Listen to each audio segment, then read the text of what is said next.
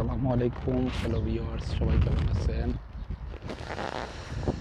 আজকে সৌদির অবস্থাও আবহাওয়ার অবস্থা খুব খারাপ।